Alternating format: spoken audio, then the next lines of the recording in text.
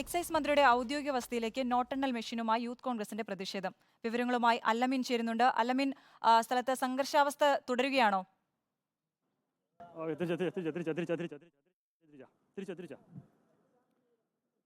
അതിലെ സംഘർഷാവസ്ഥയ്ക്ക് മാറിയിട്ടുണ്ട്. ഇപ്പോൾ പ്രവർത്തകർ പിരിഞ്ഞു പോയിരിക്കുകയാണ്. യൂത്ത് കോൺഗ്രസ്സുകാർ പ്രതിഷേധവുമായി വന്നു. നോട്ടെണ്ണൽ മെഷീനുമായിട്ടാണ് വന്നത്. പ്രവർത്തകർ പിരിഞ്ഞുപോയി, പക്ഷേ കുടുങ്ങിയ ഒരാളുണ്ട് ഈ സമരത്തിനെത്തിയിട്ട്. യൂത്ത് കോൺഗ്രസ്സുകാർ കൊണ്ടുവന്ന നോട്ടെണ്ണൽ മെഷീൻ അവരത് വഴിയിൽ ഉപേക്ഷിച്ച് പോയി. പോലീസ് ഇപ്പോൾ കസ്റ്റഡിയിലെടുത്ത് പോലീസ് ജീപ്പിൽ കൊണ്ട് പോയിരിക്കുകയാണ്. കാരണം യൂത്ത് കോൺഗ്രസ്സുകാർ കൊണ്ടുവന്നു, പിന്നീട് ചോദിക്കാനും പറയാനും ആരുമില്ലാതെ പെരുവഴിയിൽ നടുറോഡിൽ ഏകാന്തനായി നോട്ടെണ്ണൽ മെഷീൻ ഇരിക്കുന്ന കാഴ്ചയാണ് പിന്നീട് കണ്ടത് പോലീസ് സുരക്ഷയിൽ. പിന്നീട് പോലീസുകാർ അതെടുത്ത് മാറ്റിയിരിക്കുകയാണ്. സമരക്കാരും ഇവിടെ നിന്ന് പിരിഞ്ഞു പോയിരിക്കുകയാണ്. സംഘർഷ അന്തരീക്ഷത്തിന് ഇപ്പോൾ അയവ് വന്നിട്ടുണ്ട്. പ്രശ്നങ്ങളൊന്നുമില്ല.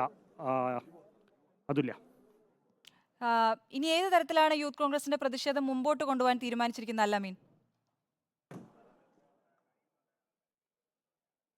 പ്രതിപക്ഷ യുവജന സംഘടനകൾ സംസ്ഥാന വ്യാപകമായി വരും ദിവസങ്ങളിലും പ്രതിഷേധം ശക്തിപ്പെടുത്താൻ തന്നെയാണ് ഈ വിഷയത്തിൽ തീരുമാനിച്ചിട്ടുള്ളത്. കാരണം ഒരു മന്ത്രിയുടെ രാജിയല്ല പ്രതിപക്ഷം ആവശ്യപ്പെട്ടിരിക്കുന്നത്. 2 മന്ത്രിമാർ രാജിവെക്കണമെന്നുള്ള വളരെ ഗൗരവ സ്വഭാവത്തോടുള്ളൊരു ആവശ്യമാണ് പ്രതിപക്ഷം ഉന്നയിച്ചിരിക്കുന്നത്. അതുകൊണ്ട് തന്നെ ആ നിലയിലുള്ള പ്രതിഷേധ പരിപാടികൾ വരും ദിവസങ്ങളിൽ ഉണ്ടാകും എന്ന് തന്നെയാണ് മനസ്സിലാക്കാനാകുന്നത്. പ്രത്യേകിച്ച് നിയമസഭാ സമ്മേളനം കൂടി ചേരാനിരിക്കുകയാണ്. സഭയ്ക്ക് അകത്തും ഈ വിഷയം പ്രതിപക്ഷം സജീവായുധമാക്കി നിലനിർത്തുമെന്ന് നേരത്തെ തന്നെ പ്രഖ്യാപിച്ചിട്ടുണ്ട്. സ്വാഭാവികമായും അത് സഭയ്ക്ക് പുറത്ത് നടക്കുന്ന പ്രതിഷേധം, അത് ആ ഒരു പ്രതിഷേധത്തിന്റെ വീറും വാശിയും തന്നെയായിരിക്കും സഭയ്ക്കകത്തും പ്രതിപക്ഷം പ്രകടിപ്പിക്കുക എന്നുള്ള കാര്യത്തിൽ സംശയമില്ല. വരും ദിവസങ്ങളിലും ആ വിധത്തിലുള്ള പ്രതിഷേധ പരിപാടികൾ നമ്മൾ പ്രതീക്ഷിക്കുന്നുണ്ട്. പ്രത്യേകിച്ച് എക്സൈസ് മന്ത്രി വിദേശത്താണ്. അദ്ദേഹം മടങ്ങിയെത്തുമ്പോൾ സ്വാഭാവികമായും അദ്ദേഹത്തിനെതിരെ വഴി തടയുന്നത് ഉൾപ്പെടെയുള്ള പ്രതിഷേധങ്ങളിലേക്ക് അവർ കടക്കുമെന്ന് തന്നെയാണ് മനസ്സിലാക്കാനാകുന്നത്.